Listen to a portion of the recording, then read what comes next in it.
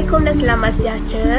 Hari ini saya dan ahli kumpulan akan menerangkan dan membentangkan mengenai hasil laporan yang kami jalankan melalui temubual.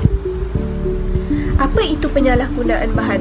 Penyalahgunaan bahan ni merupakan satu aktiviti salah guna sesuatu bahan yang terlarang seperti dadah ataupun bahan narkotik. Manakala apa itu dadah? Dadah ni merupakan bahan kimia psikoaktif yang mampu memberikan kesan dari segi emosi, fizikal dan psikologikal kepada individu yang mengambil dadah itu. Manakala dadah ni juga digunakan bukan untuk tujuan perubatan dan penggunaannya adalah dilarang sama sekali mengikut undang-undang sebuah negara.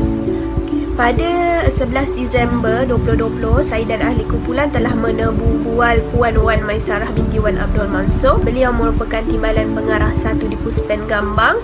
Kami menemu bual Puan Maisarah ni melalui aplikasi Webex. Tujuan kami menjalankan temu bual ini adalah untuk mengetahui model rawatan yang dijalankan, isu-isu yang berkaitan dengan residen di pusat tersebut dan cabaran-cabaran yang dilalui oleh pegawai-pegawai di Puspen Gambang lah. Model rawatan yang digunakan di Puspen Gambang ialah program psikososial. Mereka akan melalui fasa detox bertujuan untuk menstabilkan emosi mereka sebab mereka tidak boleh menerima kenyataan diarahkan masuk ke Puspen pada awalnya. Kemudian mereka akan melalui fasa induksi, kemudian temuduga dan pergi ke fasa induk dan temuduga sekali lagi untuk pergi kepada fasa prabebas. Dalam program psikososial ni ada macam-macam elemen. Sebagai contoh ada sesi 12 langkah, ada job function, ada sesi kelompok pencegahan relapse, sesi kelompok sosial, ada kelas early recovery dan sesi bimbingan kaunseling. Sesi bimbingan kaunseling ni mereka boleh cerita apa saja dengan pegawai kes mereka tentang apa yang mereka rasa. Mereka juga boleh menggunakan peluang ini untuk menghubungi keluarga mereka. Kemudian sesi 12 langkah, mereka akan melalui pengenalan dan langkah 1 semasa fasa induksi, kemudian langkah 2 sehingga langkah 4 semasa fasa induk dan langkah 5 sehingga langkah 9 semasa fasa prabebas, kemudian langkah 10 hingga 12 mereka akan melalui semasa DADK daerah. Sesi 12 langkah ni bukan sahaja untuk bebas daripada dadah tapi untuk panduan kepada mereka cara hidup baru. Kemudian ada job function, terapi kerja. Sekiranya tidak diterima oleh majikan apabila keluar daripada Puspen, mereka boleh menggunakan kemahiran ini untuk survive dalam hidup mereka. Antaranya ialah maintenance, pendawaian, ternak ikan, ternak kambing. Kemudian ada kelas early recovery bertujuan untuk mengenal diri mereka sendiri. Dalam early recovery ni ada 7 tajuk. Yang pertama penerimaan, yang kedua stop cycle, yang ketiga cabaran dan kebolehan dan sebagainya. Kesesuaian model yang digunakan dengan isu-isu di organisasi. Menurut Puan Maisarah, isu-isu yang paling mencabar dan yang paling banyak di Puspen Gambang adalah isu-isu klien yang terlibat dengan dadah jenis amfetamin type stimulant iaitu ATS. Dadah jenis ATS ini adalah dadah yang memberi kesan kepada mental dan emosi penagih. Dadah jenis ATS ni seperti amfetamin dan metafetamin. Jadi, Puspen Gambang banyak menerima klien yang mempunyai masalah mental ataupun klien yang mempunyai simptom-simptom ke arah masalah mental.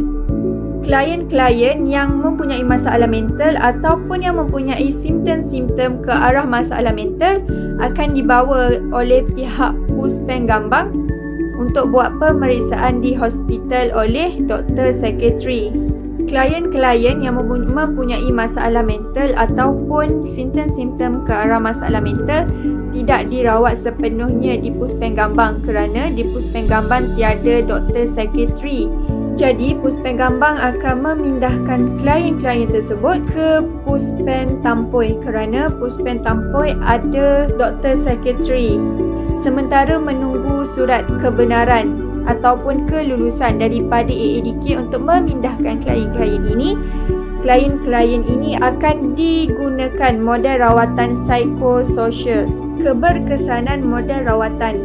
Apabila ditanya kepada Puan Maisarah, apakah model rawatan yang paling sesuai, yang paling berkesan yang diberikan kepada klien-klien? Puan Maisarah berkata, sebenarnya untuk mengukur sesuatu model itu berkesan atau tidak kepada kepulihan dan kesembuhan klien tidak diukur dengan model sahaja.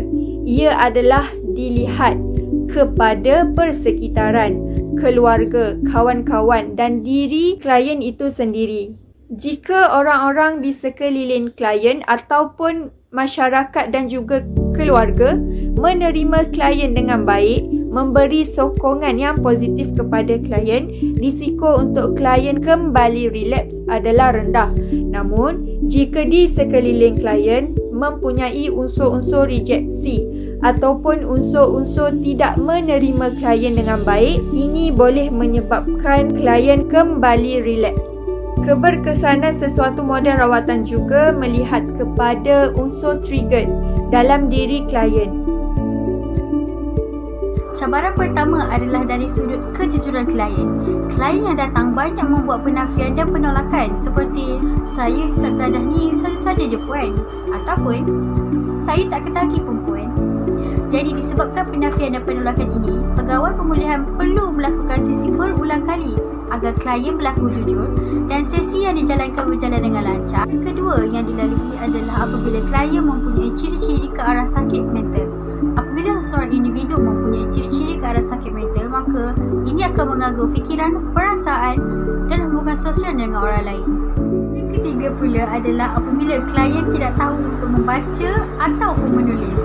Ini memberikan satu cabaran yang hebat kerana mereka bergantung sepenuhnya kepada memori dan ingatan. Cabaran keempat datang dari keluarga klien. Masalah timbul apabila ada ahli keluarga yang tidak dapat menerima klien. Kebanyakan klien adalah datang dari golongan yang muda. Jadi mereka sedikit manja dan sentiasa mahu menerima keluarga kerana rasa rindu. Tetapi kadang-kadang ahli keluarga memilih untuk tidak mahu mengangkat panggilan telefon disebabkan trauma. Hal ini memberi kesan kepada emosi klien yang asyik teringat-ingatkan keluarga. Dan ini menyebabkan pengajaran modul tidak dapat dilaksanakan dengan lebih baik. Seterusnya, persepsi tentang rawatan yang sedia ada membantu ataupun tidak. Rawatan yang telah digunakan di Puspen Gambang adalah menggunakan model rawatan psikososial. Model rawatan ini telah membantu pegawai bertugas dalam memberi rawatan dan pemulihan kepada klien agar mereka bebas dari terlibat dengan gejala dadah. Pihak AADK akan memegang klien ini dalam tempoh 24 bulan dan selalunya akan ada penyekatan tempoh. Ia juga bergantung kepada prestasi klien di dalam Puspen itu. Selepas tamatnya tempoh pemulihan itu, klien tersebut akan bebas. Selepas klien keluar sahaja daripada Puspen, klien akan sambung pengawasan sebagai orang kena pengawasan atau OKP. Sewaktu klien menjadi OKP, klien akan datang ke AADK daerah sebulan sekali untuk melakukan program yang telah ditetapkan. Klien juga perlu mematuhi syarat-syarat yang ditetapkan oleh AADK sepanjang menjadi OKP. Puan Maisarah mencadangkan penambahbaikan agar mendapat kerjasama daripada KKM untuk membekalkan Puspen Gambang itu dengan doktor psikiatri sendiri. Ini disebabkan 90% klien yang dimasukkan ke Puspen Gambang mengambil dadah jenis baru sintetik di mana berkemungkinan besar untuk menyebabkan klien menghidap penyakit mental. Sekiranya doktor psikiatri dibekalkan ke Puspen Gambang juga, maka jimat masa dan memudahkan rawatan terhadap klien tersebut tanpa perlu dipindahkan ke Puspen Tampoy. Namun cadangan puan ini belum boleh dilaksanakan disebabkan puan hanya mengikut arahan, dan sekiranya diutarakan cadangan ini ke pihak atasan, insya-Allah Puspen Gambang akan menjadi tempat yang mempunyai fasiliti lengkap. Kesimpulannya, gejala penagihan dadah sememangnya mendatangkan pelbagai kemudaratan. Bukan sahaja mengakibatkan kemusnahan diri individu, bahkan boleh mengundang kepada masalah sosial yang lebih berat sehingga boleh menggugat keamanan dan ketenteraman negara.